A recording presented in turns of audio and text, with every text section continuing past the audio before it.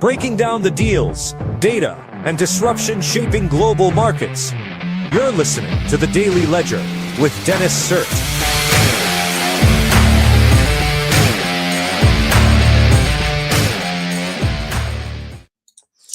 Hey folks, it is Friday, January 2nd, 2025. You're listening to The Daily Ledger Show, and I'm your host, Dennis Sert. Great to be here with you today. Hope you had a good week, a good holiday week. We're heading into the weekend, and yeah, it should be a fun time. Hope you get lots of rest.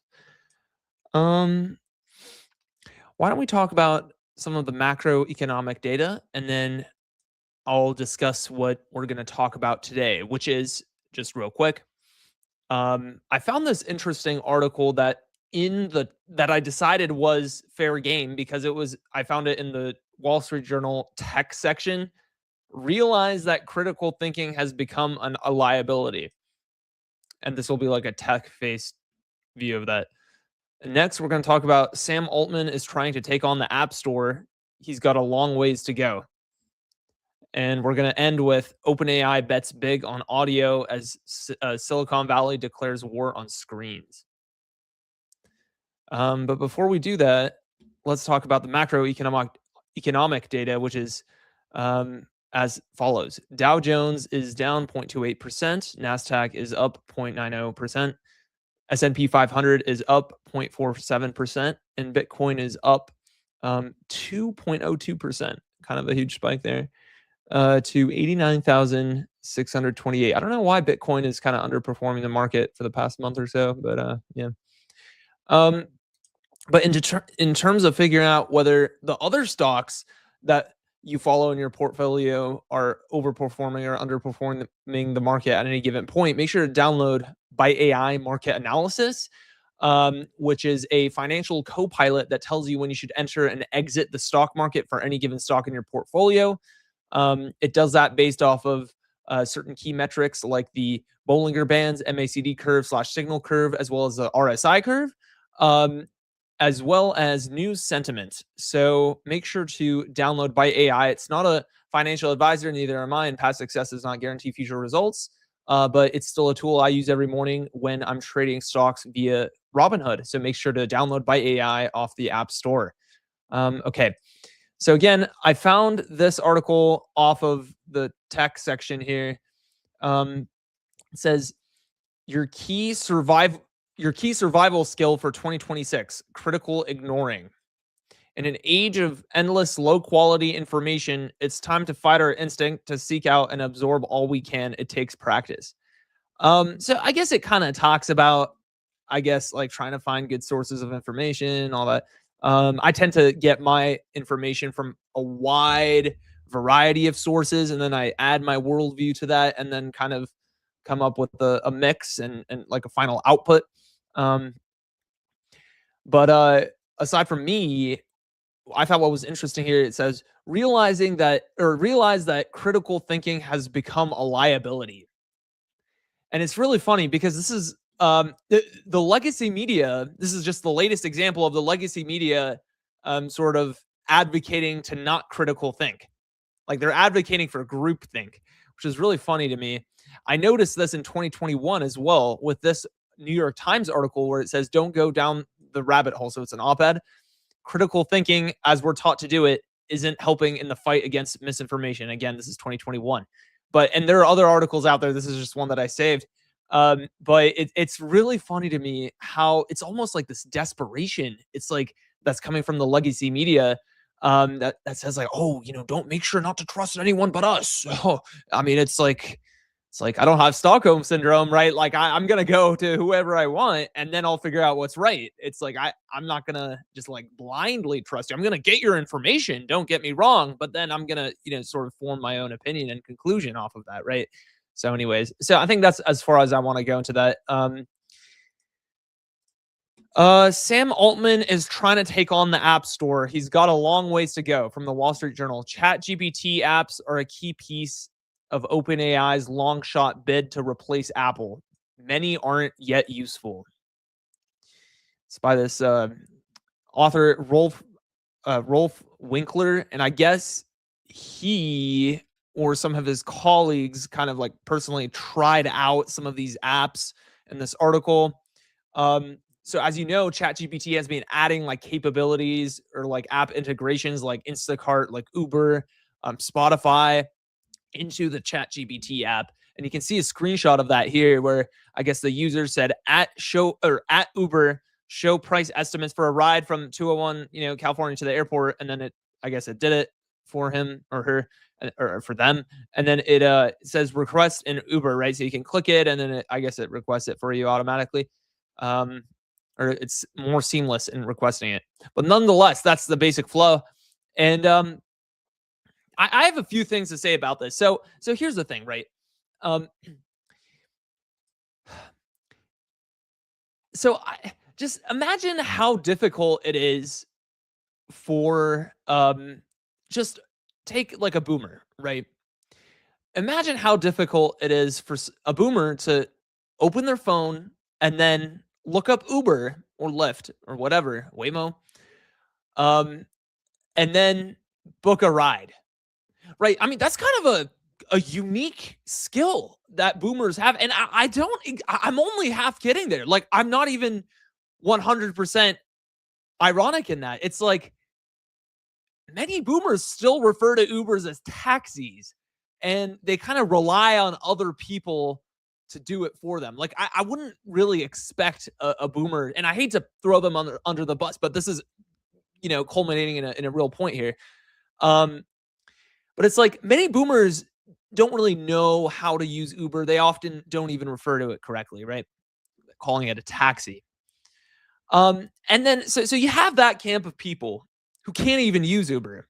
Then you have the camp of people, which I would argue would only is a subset of the camp of people who are able to use Uber. So what I'm trying to say is, of the people who use ChatGPT, 100% of them have to be able to use Uber as well. Like, nobody who can't use Uber or doesn't know how to use it will be using ChatGPT, right? So it's a full subset like that.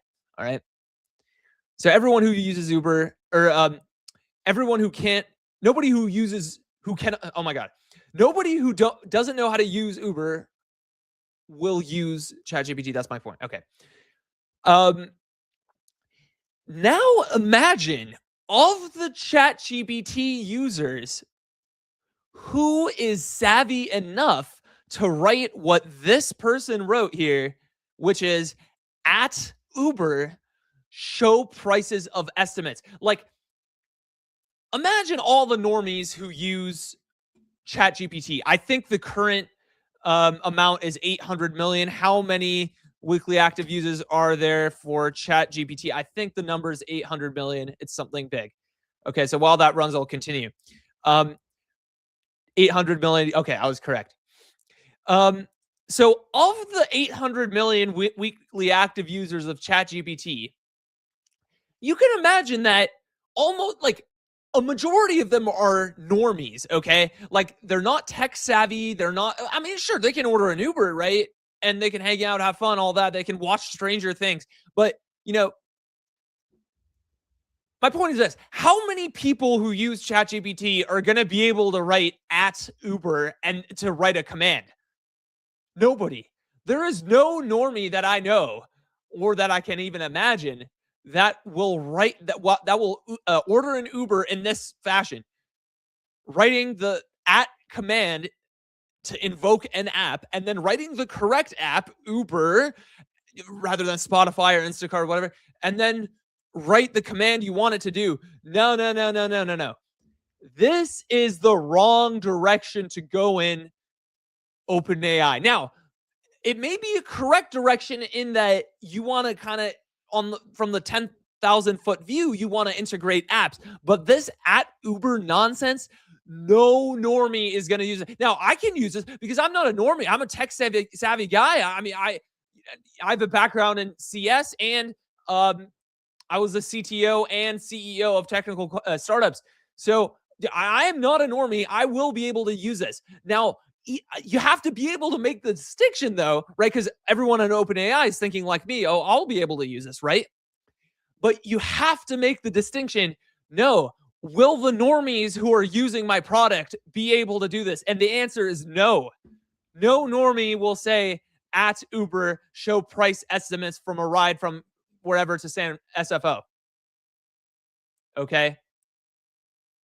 Like how dumb can you get? You need to know your audience. You have to know your users. Okay. And then like to even make it crazier, imagine the boomer now, not even the normie ChatGPT user. I'm talking about the boomer who doesn't even call Uber by its correct, company name. They call it a taxi and cannot book an Uber successfully via their, latest iPhone or whatever, right? I mean, how do you not see this? Like, how do you not see the irony here? Like, if you really want, and what's ironic really is that in this article, it's really talking about how Sam Altman is trying to take on the App Store as if they're going to be competitive. No, not like this. You don't take on the App Store with at Uber or at Instacart or at Spotify. All right. OpenAI bets big on audio as Silicon Valley declares war on screens. TechCrunch. So here's my take on audio AI. I've tried OpenAI real time, and I'm talking about for enterprise APIs, like your startup, right? I'm not just talking about the ChatGPT app. I've tried Retail, I've tried Bland, I've tried Vappy, I've tried OpenAI real time, and I've integrated them all into working apps. And I've decided that Retail is the best, just because of how well it responds to curveballs, interruptions, kind of the latency, better voices. I just like it all around. I think, all of the, I happen to know some of the members from all of these companies that I listed, all except OpenAI, personally, some of them, and I think they're all great people. But that's just my technical opinion on the matter. That being said, I want to take a moment and I don't want to throw OpenAI real time under the bus, but it has to be said, they suck. They suck. I don't know why. I thought it was supposed to be the next coming of Jesus, to be honest. OpenAI real time. Everyone, whoa, OpenAI real time is gonna completely turn everything around. We're gonna make millions off OpenAI real time. No. OpenAI real time was a dud. Okay, whatever they're serving up in their API is not the same as what they're doing with ChatGPT voice mode. ChatGPT voice mode is actually good. OpenAI real time is not. I don't know why. It's different. Okay. Now that being said, talking about ChatGPT real voice mode, I like it quite a bit. I haven't used Siri for like 5 years. I haven't used Siri in almost 10 years. 10 years, really. Yeah. I've been using ChatGPT voice mode pretty regularly. I use it like twice a week. Okay. I don't really use a lot of stuff outside of like coding tools and stuff, right? Like religiously, like every minute, every day. Like I use Cursor every minute of every day. Like, and I almost don't use anything else. You know what I mean? So, when I say I use ChatGPT voice mode twice a week, I mean that's kind of a high bar. So nice job. And I use it when I need to like, win an argument or something or a discussion. If I needed to double check a historical fact, or if I need an opinion, or if I need whatever, right? It's very useful and it's very quick. So that's why I like it. But like I said, OpenAI real-time API, something's off with that thing. I wouldn't get near it with a 10-inch pole. All right, we're going to end it here. Yesterday's show was kind of long, so I want to keep this short. Make sure you download Byte AI as a financial co-pilot off of the App Store, and I hope you have a great weekend. Have a good one.